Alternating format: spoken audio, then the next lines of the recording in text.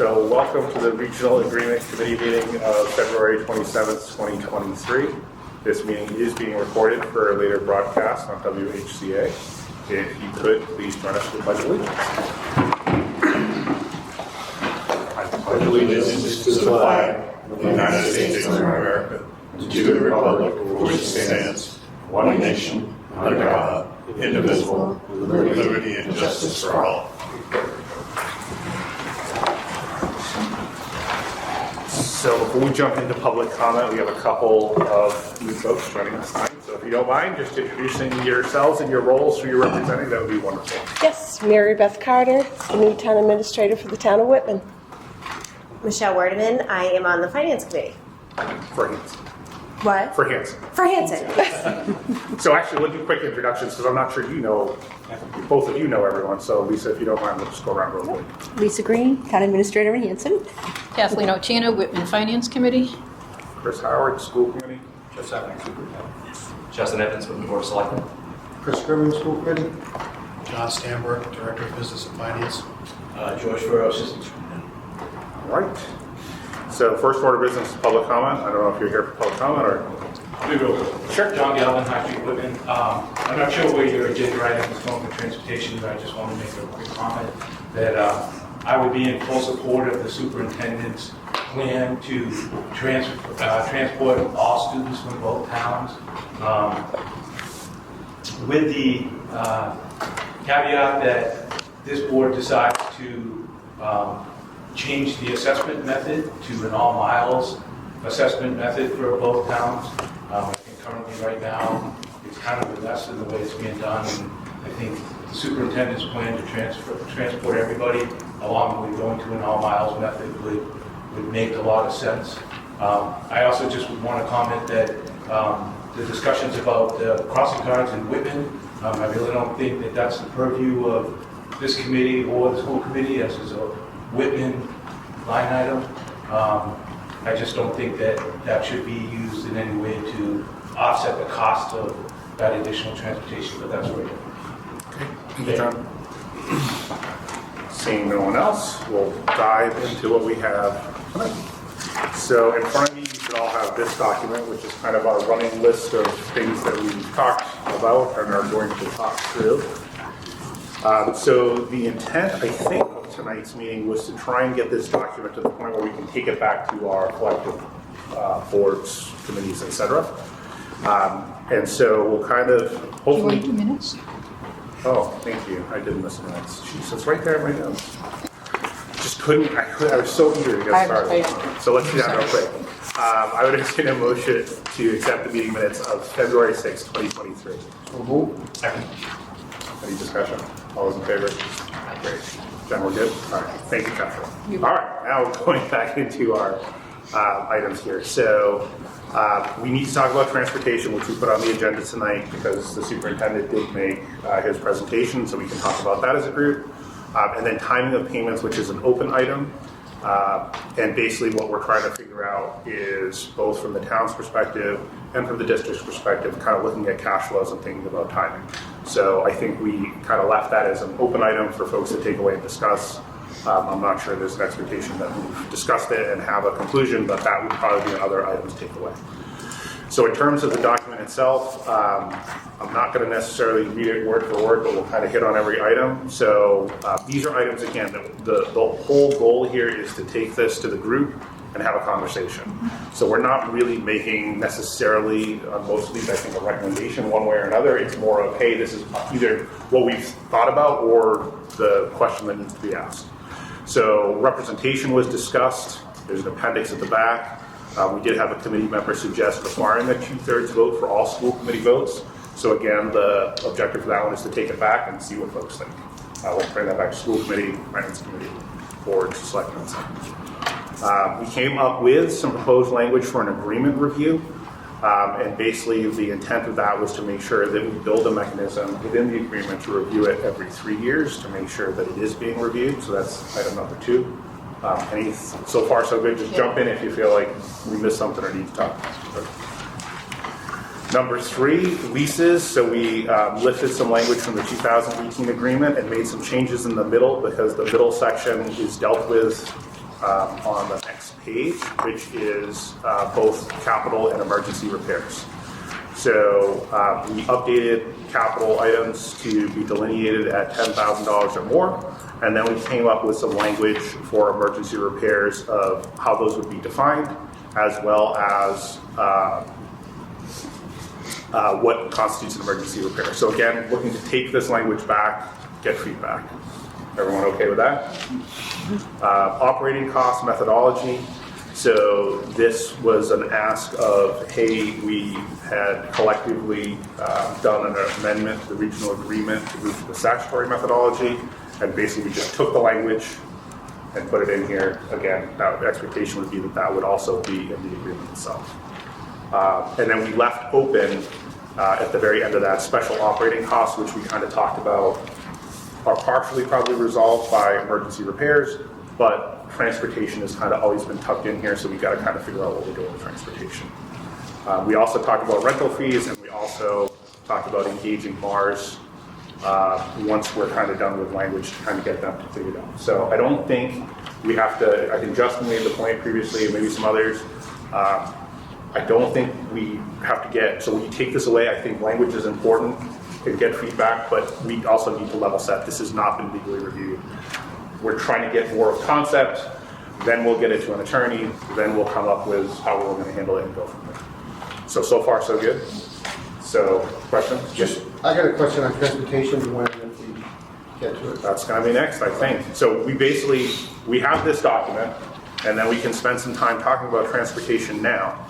And depending on where we conclude with that, we can either say, let's take the document, and here's what we want to talk about as it pertains to transportation, and kind of memorialize that, or take the document without transportation, continue to meet however we want to do it. But we can move on to transportation. So, kind of an open item. You want to? It sounds like you're ready to go. So, I actually hadn't had a chance to catch up with Kathleen. I knew she might have some insight on my question. My question is, if we, and again, I don't know if this is school committee or if this is this, so it's something I'm thinking about. If we take all the students and count them as riders in our transportation, will it adversely affect our reimbursement in any way? That's, you know what I mean? John would be a better person to answer it, but okay. if you divide the cost of transportation by all of the miles, mandated and non-mandated, so the total miles, the cost per mile goes down. The number of mandated miles doesn't increase. We know who they are, those kids are not moving. So now you're just increasing the number of non-mandated miles, and those don't get reimbursed. So I believe that the reimbursement will go down. Okay. Have you considered that, or? So that when Kathy brought that up the other day, that's what I talked to John this morning about.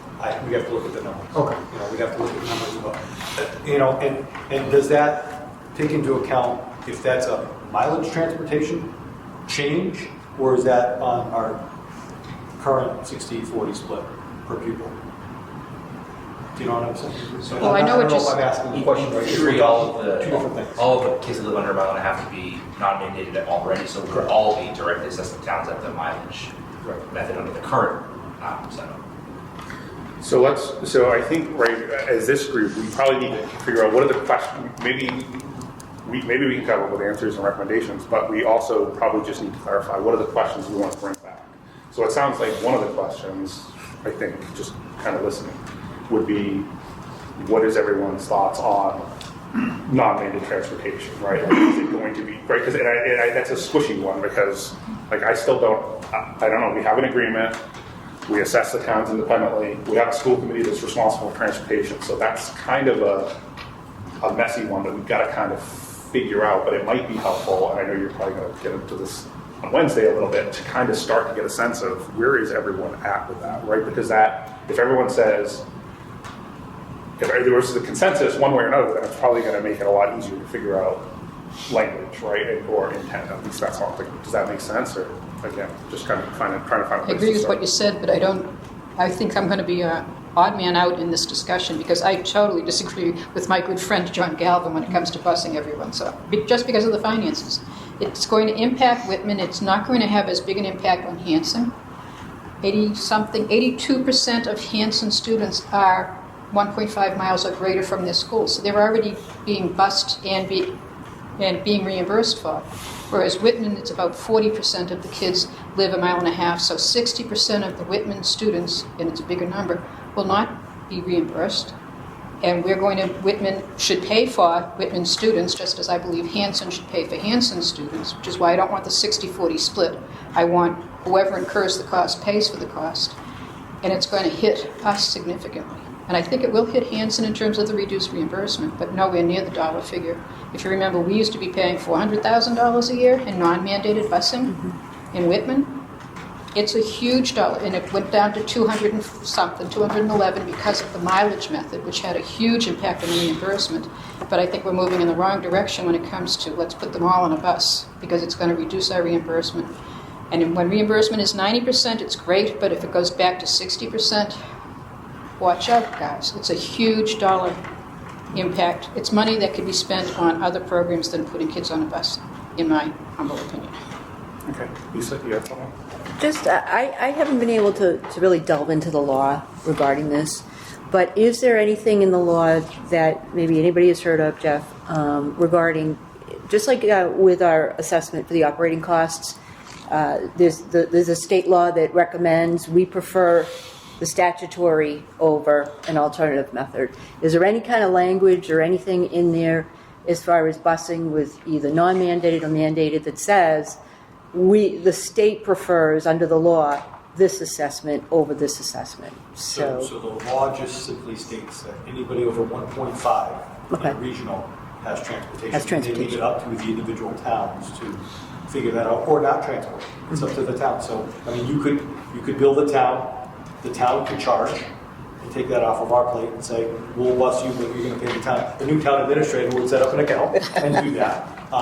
You could pay to go. But the muckiness of this regional agreement is the first one, and then the 2018 where it says all kids will be bused, pretty much. And the non-mandated students will be assessed to the town. We didn't come up with the mileage method, so we started talking, and I'll give credit to John, said, is there an alternative way? And we shot it up to the associate commissioner who said, yes, you can, however you want to assess us, as long as we look at, when you do that, and John sends his reimbursables or his numbers to the state, you can account for that. So that, there's nothing in the guideline, there's nothing in the law that says, they just say you have to bus 1.5. Right, so the law really speaks to the whole mandatory versus non-mandatory. Yes. And then after that, It's up to us as a district to bus you not. In the past, and I believe... And then when we say as a district, it gets convoluted because I think, right, correct me if you disagree, we're not even sure whether or not we kind of fully determine that as a district or not because the town's paid. So it's like this weird... Correct, and I mean, and this is the dynamic right now and why we have to dive into this. In the town of Hanson, every student gets a bus because of either sidewalks or this, and it's never been an issue. In the town of Whitman, we came up with a 0.75 to 1.5 miles, students get a bus. Under that, students don't, and there's a map originating way back when that showed a different thing. So we're just trying to coordinate to make sure that we're all in agreement, both towns. This is the opportunity in the regional agreement to make sure that it's consistent, and I mean, even as such that Hanson could say, we're going to continue to bus our kids, and Whitman could say, no, we're going to do this. That doesn't necessarily make our school committee members happy, because we want to make sure we're being equitable to everyone. But that non-mandated piece really comes out of the school committee's decision-making based upon what it says in the regional agreement. Thank you.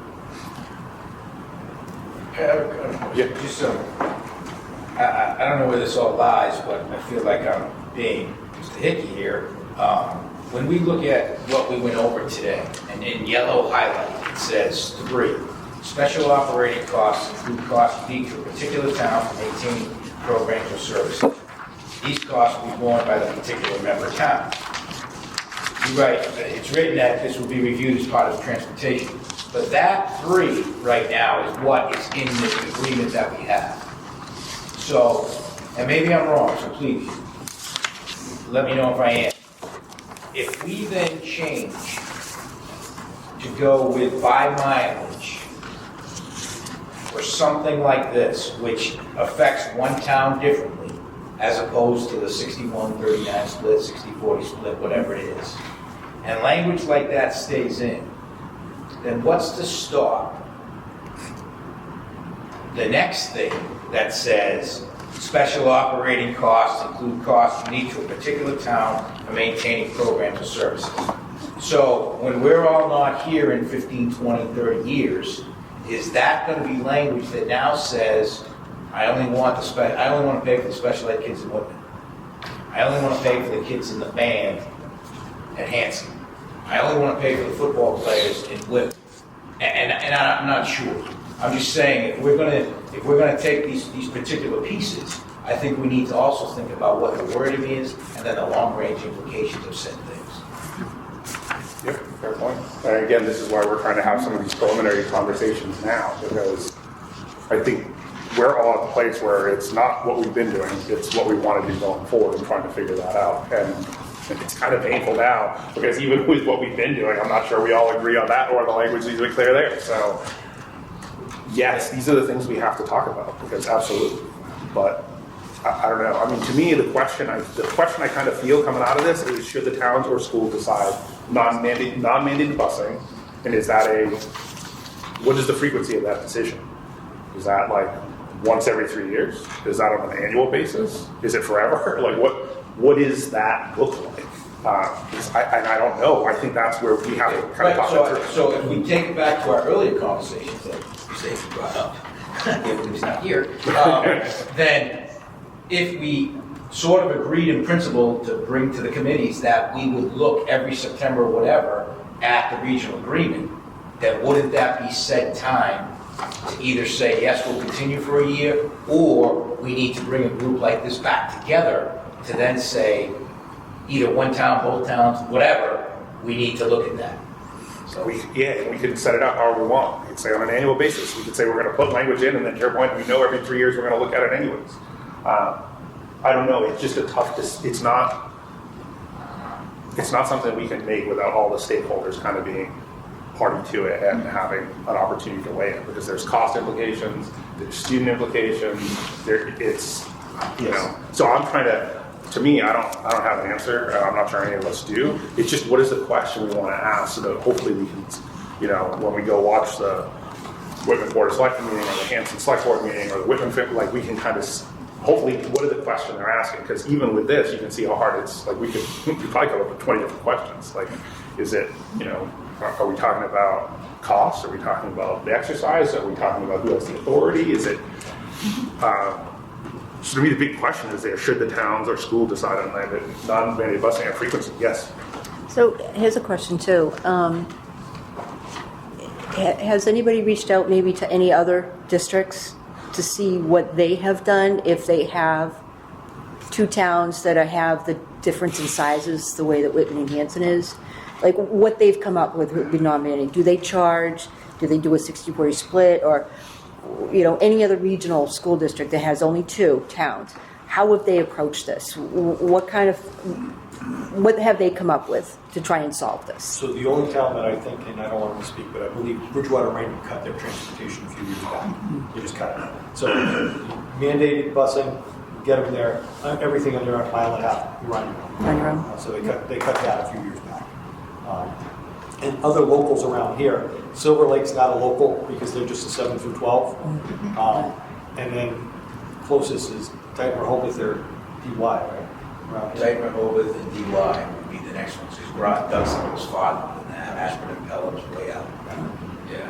But I can reach out to those folks just to get an idea of what they do. Yeah, just to see what they've done. I looked for their regional agreements. Actually, nothing's posted. So Jesse doesn't have them either. So that was something I was trying to get in front.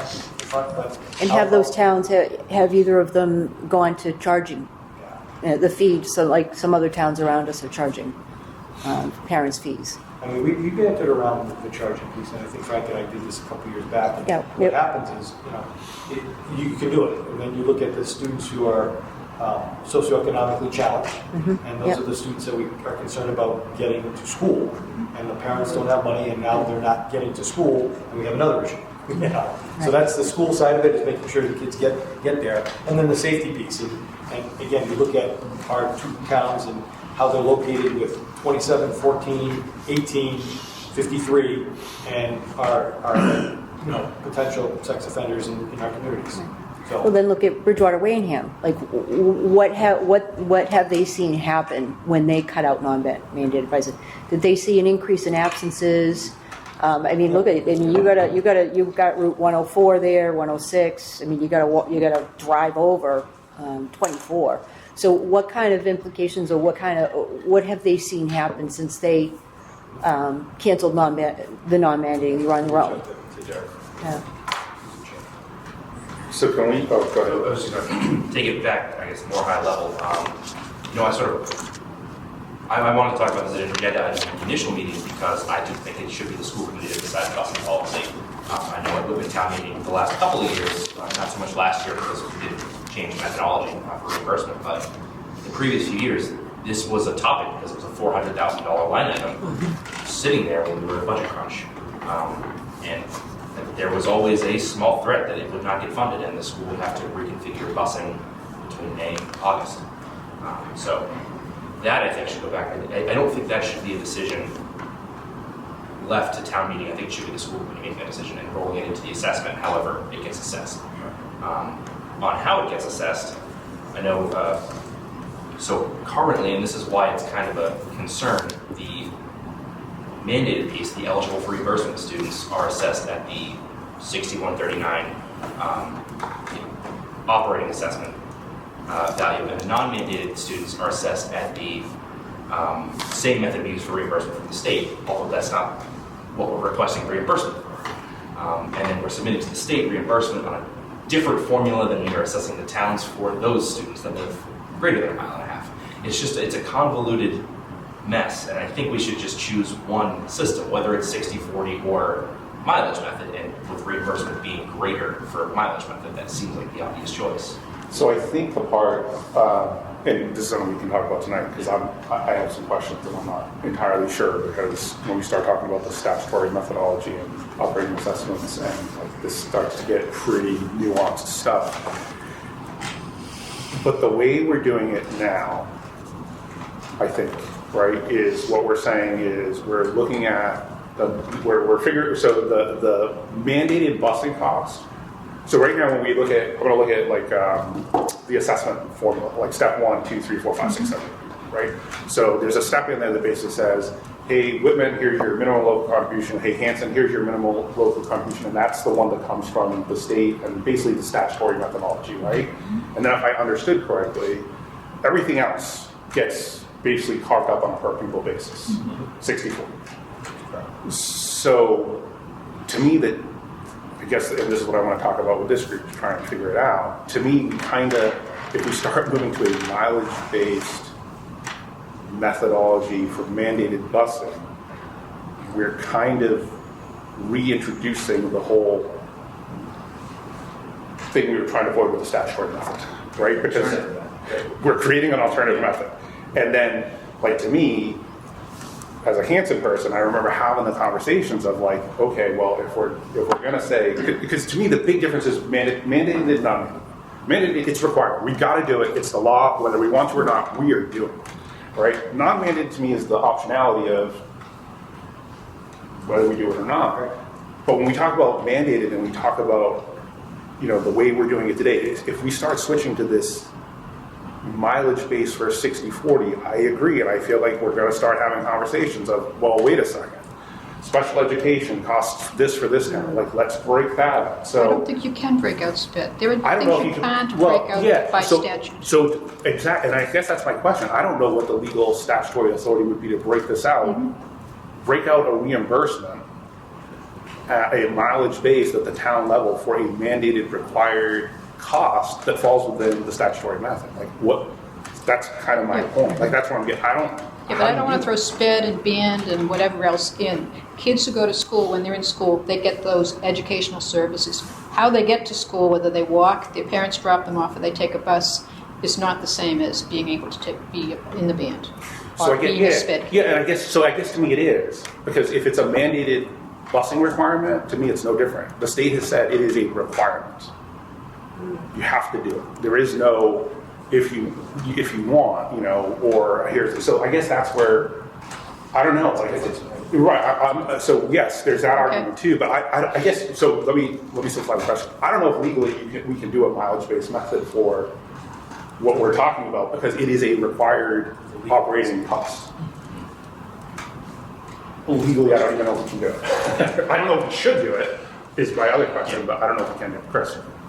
Yeah, so should is a different question, but can we, we've been advised that we can, by this, no? Not the Not way for we're this, doing it it's now. not this question. Oh, I thought we were talking about mileage.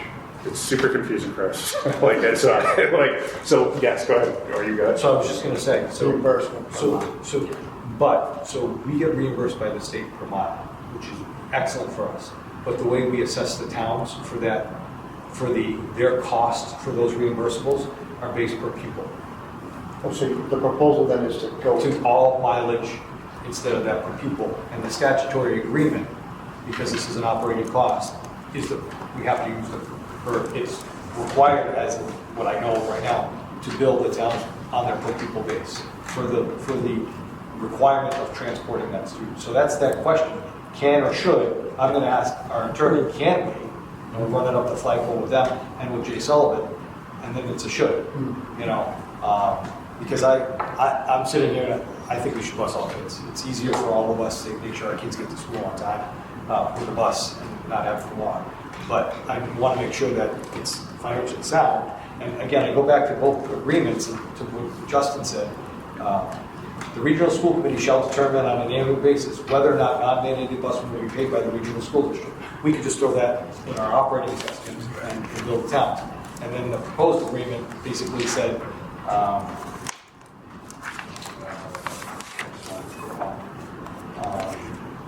the cost of pupil per of transportation who lives less than 1/2 mile from the school, which they will be paid by the town in which the pupil lives. That doesn't say who assigns that cost. So the one that we're living under basically gives the school committee that assignment to either put it in the operating assessment or send it to the towns, like you said. Can get that hobo and have to blow everything up. Yeah. Just, I want to clarify something before we leave that topic, because this will help my understanding. When we say we assess the towns on a per pupil method, what do we, like, where is that on the sheet? Is that on the sheet as a line item? So, like, I know we're basically following the statutory methodology sheet, right? Like, it's not, we're just following the formulas there, because for the reimbursement, it's just coming in as an offset to the operating assessment, right? Like, there is, I guess that's where I'm getting tripped up. It's not like we're making a conscientious decision to say, hey, here's how we want to do it. We're just following the sheet and the methodology, I think, or maybe that's where I'm getting tripped up. No. In order to qualify, John does a beautiful job with Versatrans generating how many miles are reimbursable. Yes. And I have the sheet. It's like that 1.8 million. Whatever. There's a total of 6,321 reimbursable miles. 2,700 of those miles are Whitman kids, 3,600 are Hanson kids, those miles. So, but it's split 60-40.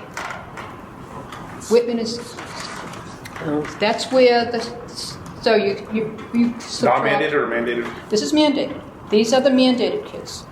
So there's 6,300 miles that are reimbursable. Okay. 43% of them are Whitman miles, 57% of them are Hanson miles. The reimbursement is subtracted from the total transportation bill. The rest of the miles, which is 998 miles of non-mandated based on the current kids who are bused. 80% of those are Whitman kids and 20% of those are Hanson kids. Those 998 miles are not reimbursable, and the per mileage cost is calculated, and that bill is sent to the towns as non-mandated busing, which is why Whitman has been paying, we'll say this year, $211,000, and Hanson paid $50,000. So there's non-mandated Whitman, there's non-mandated Hanson, there's reimbursement from the state. Yes. You add those up, you subtract them from the total cost of transportation, and then you split that 60-40. It's document 18. Yeah, I don't know. That's what I'll have to dig it. So Yeah. Well done. Yeah, right. Did I get it And right, so John? I think what Catherine's kind of alluding to is we've created this system where there's two formulas we use for busing, and we've chosen for each option the one where Whitman pays more in each case. Both ways. Yeah, both ways.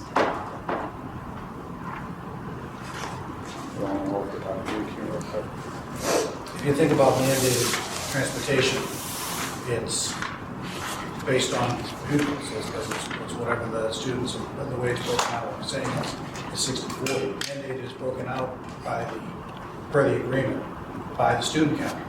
So mandated transportation would be part of that. It won't be by miles. Right now it's by students. You can change it, but it's mandated part of the regular budget, and the budget costs are broken out 60/40 or 61/39.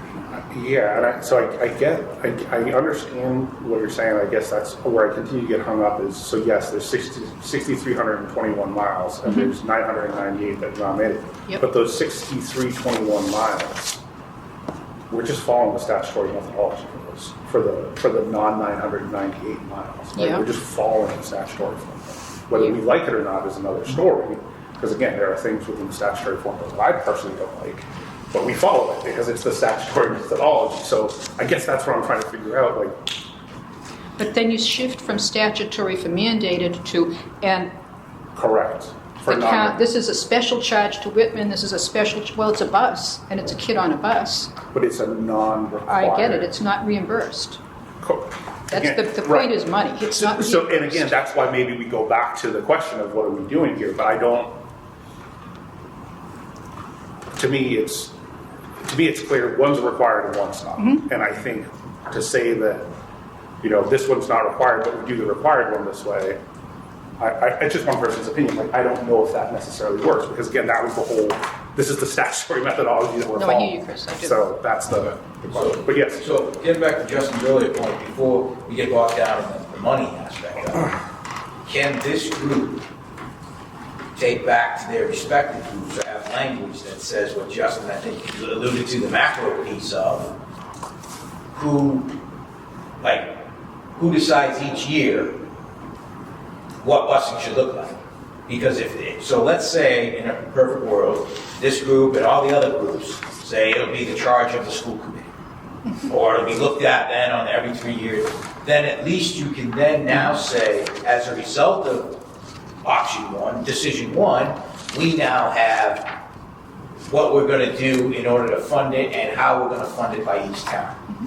Because I think that's something. I think also, though, to get back to what I said earlier, with number 3, we just have to know for our wording that if it's something specific about transportation, then that number 3 should be special operating costs in dealing with transportation if we get legal advice to be able to do that. Because I do think that this is going to come down to what constitutes the statutory method, what constitutes when you can violate to an alternative method from there.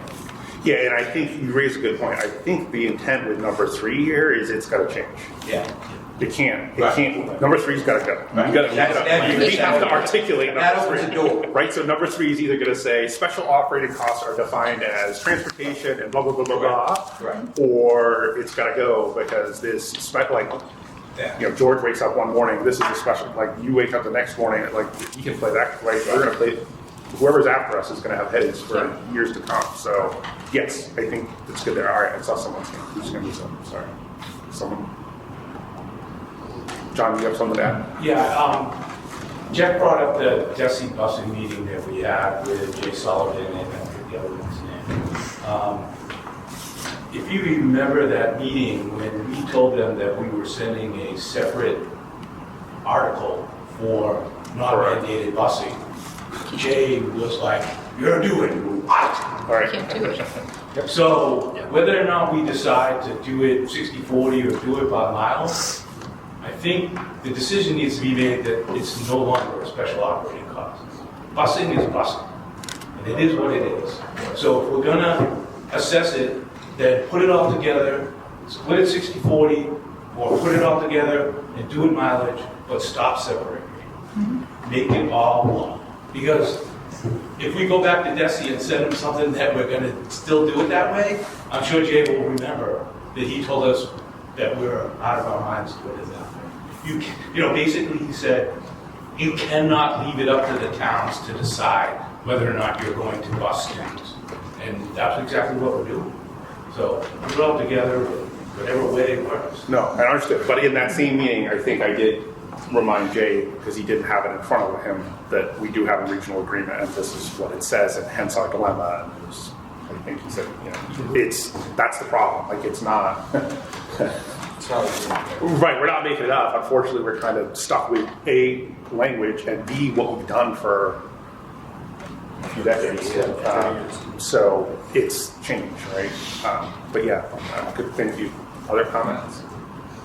So, I mean, see, so I have a hard time breaking the two apart because to me they're intrinsically linked, right? Like, if we say let's ignore the costs and just make the decision, I think we can certainly make the decision, but I'm not sure the towns are going to feel I'm not sure they're going to feel super confident with the school committee making the decision, not knowing what the cost implications are. Right, and my only question was for this committee, since we're going back to different groups, is it okay, or should we just put some wording together that says the school committee will decide yearly on how to, who they're going to bus, or whatever, mandated, non-mandated, but and put it out to the groups. Right. Because I'm sure there'll be healthy feedback. Yeah. So. And really, I mean, what we're talking about is $2 million and a $60 million budget, of which 1.7 is reimbursed. So it is money, but it's not huge in the grand scheme of a school budget. It's only reimbursed if you only bus the kids currently. You're going to decrease the reimbursement if you increase the number of kids on the bus. So there's a dollar figure associated with busing everyone. And will I vote to bus all of the kids if that's what the will of the school committee is? Yeah, I'll pay my taxes. But don't make a decision and say it doesn't really affect the money. It does affect the money. It absolutely affects the money. Yeah, and I think, and again, there was some healthy debate in school committee because, I mean, I don't know, like the point I made was just because something doesn't cost us today, it may cost us tomorrow, and like I'm not excited if we start having a whole bunch of empty buses. But then you also talked about the 75% and how this helps us get there. So there are so many variables with this thing that it's still tough. But I think maybe as takeaways, we can certainly add something to this document, and we'll just kind of vote to it, or we'll just say we're amending it along the lines of how do the towns, if we had language in the agreement that said the school committee on an annual basis should decide transportation for the district for mandated and non-mandated period. What are their thoughts? Right, we can just so Don't talk about methodology, just talk about. right, and then I think maybe you can certainly, there's some good feedback. You can reach out to other towns. What are they doing? What does it look like? We need to probably still have a school committee meeting to figure out, is it really not a cost, or in a second we're bringing the denominator down? Like, what does that look like?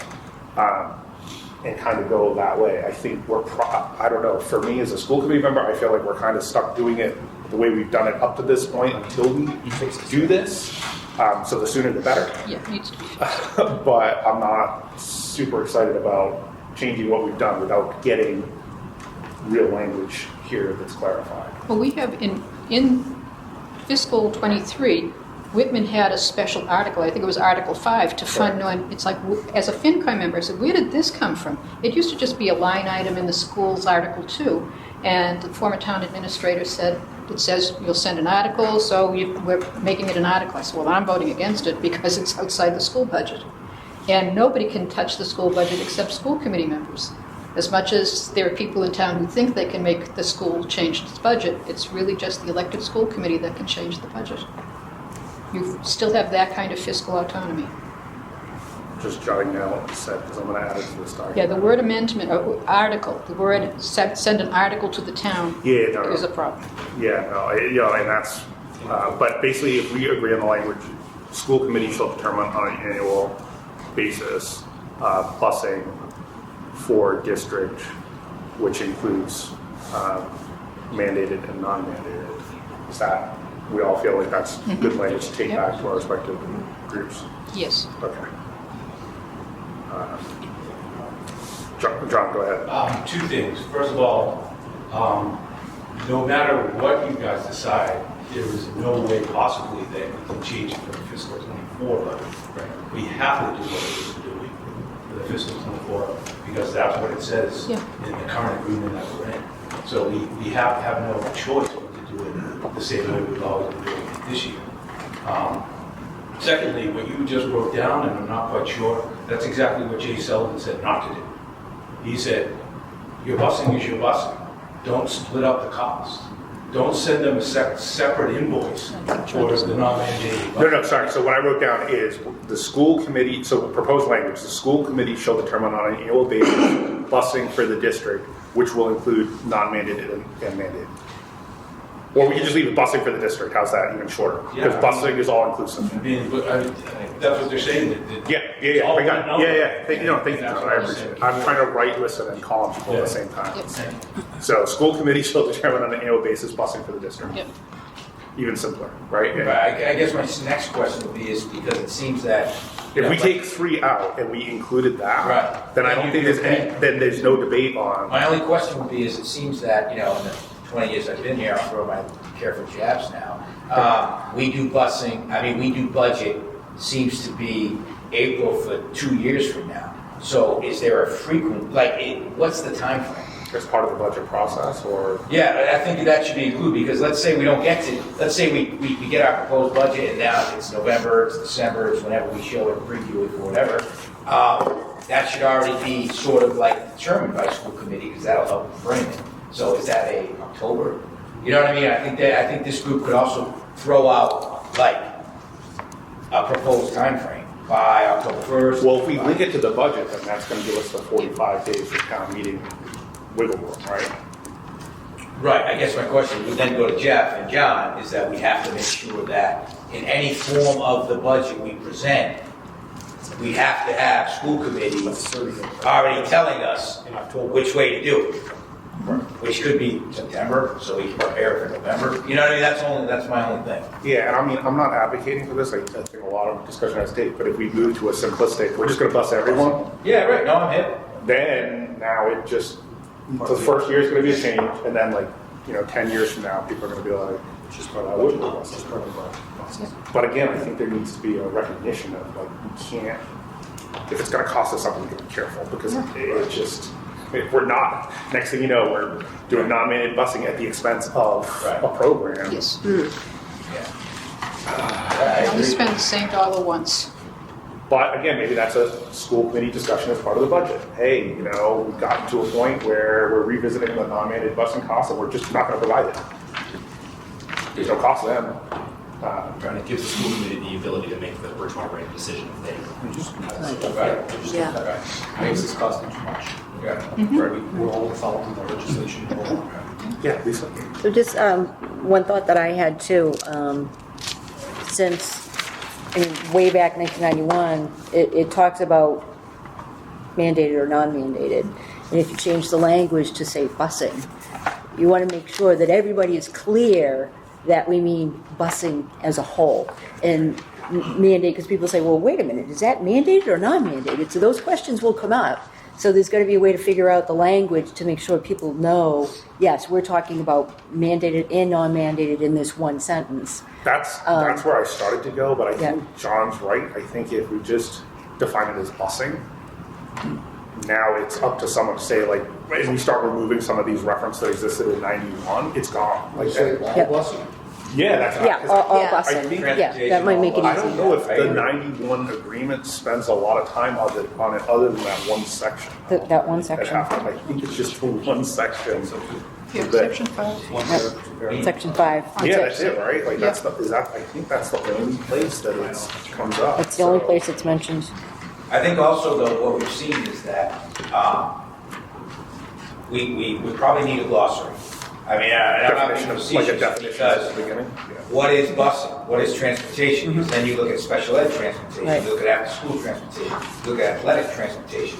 So I just think that there's going to be, not that we don't see it daily and weekly, there's going to be a lot of people who look at this and then say, what does that mean? And what was your interpretation of it? So we're going to do a document, we might as well You know, John's great at 437 appendices, you know, so, but I mean, that I think is, So like the definition section. yeah. Yeah. So when you say, if you use the word busing, what does that mean? Right. Or what does that not mean? What does somebody interpret that Town, to mean right. in their eyes? Town means, Right. you know, board of selectmen, Yeah. select board, whatever means. Right. Yeah. We can, I'll add that. And question number 2, when Kathleen was talking earlier about, you know, the reimbursable miles, if you put everything together, does that now change the formula? Or is now everything considered reimbursable miles? No. The reimbursable miles are on, it explicitly states in the regulations, anyone living less than 1.5 miles will not qualify for reimbursement. That's not anything that we can change. So the reimbursable miles only applies to students who live 1.5 miles or more from their school.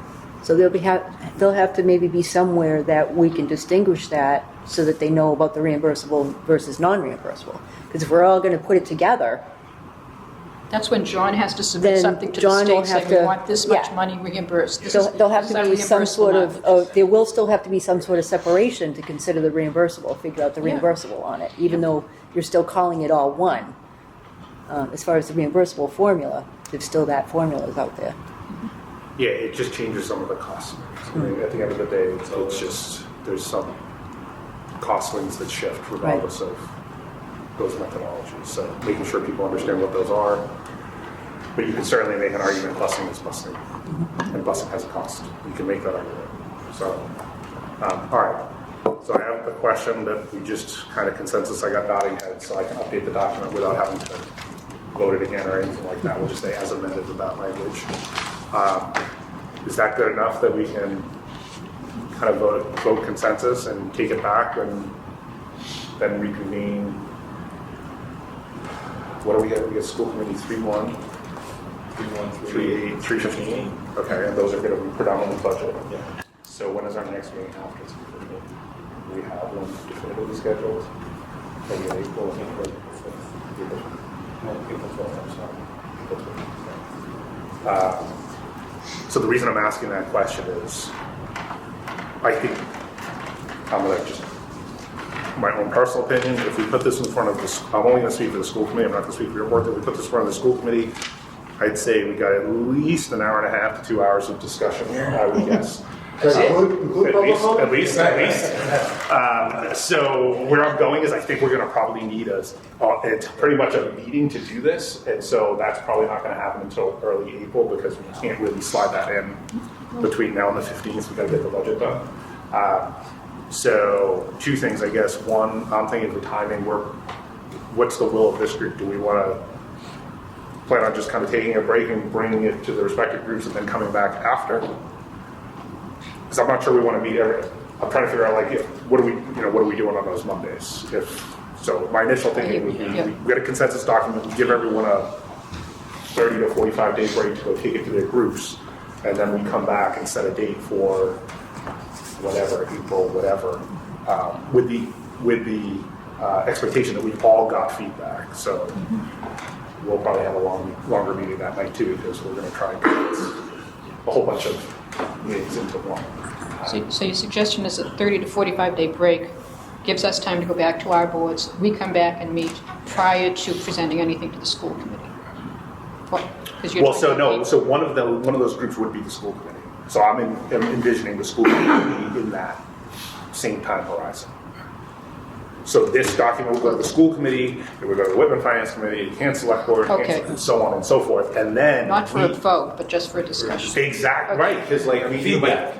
Justin just made a point like, hey, I would support this, and awesome, but like, what about the rest? What about the other 4? Like, I'm with you. they could come back and be like, hell no. So if we right? think about April vacation, right? So the 12th would be the Monday before April vacation. Correct. So if we had a meeting on that Monday, that April 12th or whatever it is, we then would have the meeting that says, everybody says this. And then we'd have to plan for the one after that to say, so what's next? Yeah. So, Yeah. 2. Yeah. Just keep in mind too that we're preparing for town meeting as well. Yes, So I want to give, Right. so that's, I don't want to lose momentum because I really want to try and get some feedback on this sooner rather than later. But yes, we got budget and town meeting Yeah, that's true. coming too. May 1st, town meeting this year? Yeah. What were you throwing out for a date for us to reconvene, George? I was just thinking the 12th would be the meeting before, April 12th would be before Patriots Day, whatever it is, Yeah. and the following Monday, which is April vacation anyway. 10th? The following Monday or the Monday before? No, if we met on the 10th, we might get some feedback to at least know where to plan for after that. Yeah. So that means everyone would have from now until April 10th to hopefully get on their respective boards, committees, agendas, have a meeting to get feedback so that we could meet on the 10th. Does that sound like a plan? Are you planning to clean up this document to include the language that you have? Yeah, so what I'm gonna. One yes. document where all. Yes, brings exactly. back So what I'm gonna ask for is a motion, I guess, from the voting members, we'll make sure the non-voting members agree, but a motion to take this consensus document, and it's only gonna have the consent, from the consensus down, and then we're gonna add a number, sorry, actually I'm gonna add it right within, it's our favorite section that we were just talking about, George. Yeah, number 3. Oh, here it is. Right under number 3, I'm gonna put proposed language around transportation that we just talked about, which is, we'll remove, this is what I'm saying, but give me feedback here. We'll remove section 3, and in lieu of section 3, the school, as part of the budget process, the school committee shall determine on an annual basis busing for districts. So we strike that and replace it with that language. That would be the only changes I'm gonna make to this document, and then we'll send it around so everyone can take it. Before we make a motion, we do that. Now that Mary Beth's here, I just want to give her everything on the timing of payments. Yes. So I know I spoke to you about this in your previous role. Yes. But is there in the 91 agreement, I know the issue was that whatever spring payment was April, where we didn't get our real estate. That is correct. Always tax been an payment. issue. Yeah. Right. So that was the issue. What were our other sticking points on that? Was it just like wait till halfway through the month for more? So I think John wanted to look at when we were seeing our crunch for cash flow, Okay. because somebody even threw out like the 25%, 25%, 25%, 25% first. Maybe we need more in the beginning, or maybe we need more later. So we need to kind of look at, I think, Okay. our cash flows as a district, and then look at amounts and percentages on those states. Okay. But I did have that part correct. That was what I You read. did. The first 3 Okay. do fall on our real estate bill due dates, August 1st, November 1st, and February 1st. And then the 4th, I would think, ideally would be May 1st, when we get the 4th installment. And it was always April. And, you know, I've had conversations in the past, and I've been told, don't worry about it. It just, when you can get it here, we're not changing anything, just the 10th, the 15th, whatever is fine. And then by that time, we start getting in our tax service payments. But I don't like to run like that. I would rather, and of course I'm not in that role now, but it would be ideal if all 4 lined up perfectly with our tax files. That would be great. And you must have the same. Okay. So, you have something, John? I just wanted to make a quick comment. Yep. You gotta take some time. Maybe the committee might want to consider floating that document to legal or to Mars to make sure that there isn't anything in there that doesn't conform to state code. So if you put it all together and then send it out to all the committees and they like it, and then we send it to Mars and Mars says, you can't do that. I'm just suggesting that maybe you do that before you send it out to everybody. Yeah. Just a thought. No, understood. Or even district council. I think, yeah, so appreciate the point. I think what we've talked about up to this point is, again, setting the caveat, like none of this is, etched in stone. We can certainly send it to Mars or legal counsel, but now, we can do that, but we're probably meeting again in 2 weeks and we're probably getting finesse language that I'm not sure is even going to be the final language anyways. So I get it, good point, and I think it's going to be clunky no matter how we do it, but I think as long as we can all set the expectation, this has not, and maybe I'll even add it, this has not been legally reviewed, right? It's more of the concept than the actual precise language. So we're talking about, what do you think about a 2/3 vote? Are you okay with the schools having an emergency repair clause, right? How do you feel about the schools making the decision? It's going to be phrasing it that way. I think this document helps because it gives context, but, yes, I think if anyone was to ask you, John brings up a good point, like, hey, is this legally reviewed or the final language? No, it's not, absolutely not the final language. So we're okay with that. Or we can do it however you want. If this group wants to have it legally reviewed first, we can do whatever. No. All right. We can take a look at the big picture and then let the lawyers take a look at the, So then could I just get a motion to take this document from where it says consensus below with the amendments that it's going to say this has not been legally reviewed, and the language that we're adding under section 3 for transportation that says as part of the budget, school committee shall determine on an annual basis busing for district. Can I get a motion to send that to our respective any discussion? I'll open the discussion up for everyone else. Everyone's easy, okay? Okay. All those things. All right, great. So we all have some homework to do. We all have some meetings to attend and hopefully guide discussions on. And then we will plan on coming back on the 10th. Stay tuned. We'll definitely do the takeaways on transportation, and I think have probably some more conversations on costs as well over the next day. Just one more. So we're comfortable with if we look into like two-person regions, right? So we can clean up Bridgewater Rain, we can look at Dayton Rehoboth, we can look at DY, Rod Dustin. And I'll look at DR. Yeah, go sure, but like ones, because Somerset Berkeley doesn't really count, so they don't, Yep. they're K-8s and all that stuff. And if you were able to if you grab anything over the next few weeks, just throw it in the drive, and we can cover it in our next meeting. Yeah, right. All right, so I get everything done. I think so. You always give me honest, I appreciate it. All right, if there isn't any further discussion, then a motion to adjourn. Second. All in favor? Great. See you all again on April 10th at 5 p.m.